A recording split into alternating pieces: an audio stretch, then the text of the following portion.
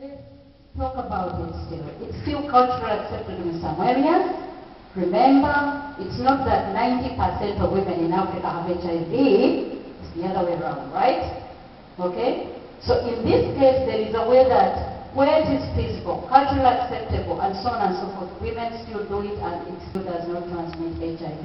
Moses is looking at me. What are you talking about? I'm talking about natural things that happen in an emergency. Okay? Recommendations take place, but this still happens. I breastfed my sister's children. They're still okay. Feeding using express breast milk. Have you realized that more and more people don't talk about express breast milk? Why? It is a continuing disablement of a woman to know what to do with her child, with her body. There are alternatives. It's not breastfeed, if not replacement feed. There are so many things that go in between, and we've tried it in many other countries. In Tanzania, the Tanzanians came the other way and taught Ugandans on how to flash feed express breast milk. Now we are beginning to see breast pumps. It's not necessary to have breast pumps. We can enable a woman to know how to express her milk. Okay? Many women know how to do it, but we can continue teaching them. Now, in a real emergency, there is in this book some guidance on how you assess who needs help. Okay? So all that you learn if you go through this. Next is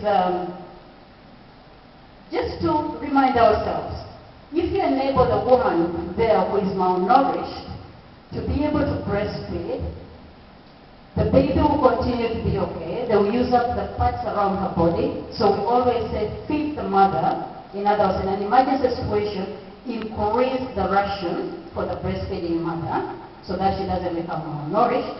But then she continues to offer all this protection that nobody will give. It will not come from a formula but her breast milk. That's what is behind that. Just to keep remembering why we do that.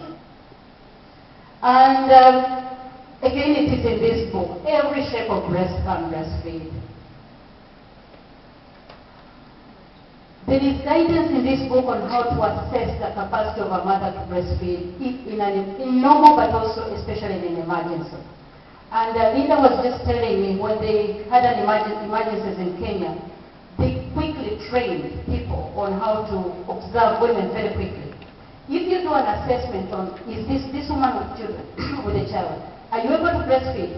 You eliminate a lot of women who should be disabled from breastfeeding, okay?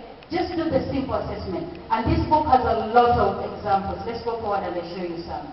For example, positioning. We all know these pictures, right? Just to observe, is the baby correctly positioned? If the mother says, oh, my baby is losing weight and so on and so forth. Remember, she's very traumatized, so she may not be doing the simple thing.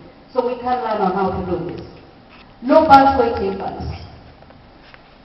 I'm now moving away from the general, because the topic I was supposed to cover is feeding in emergencies, but again, feeding low birth infants, okay? In many cases, we are told that low birth weight infants can breastfeed. But again, IBFAN Africa was the first one that changed global practices by showing that low birth weight infants could be breastfed. Let's go further.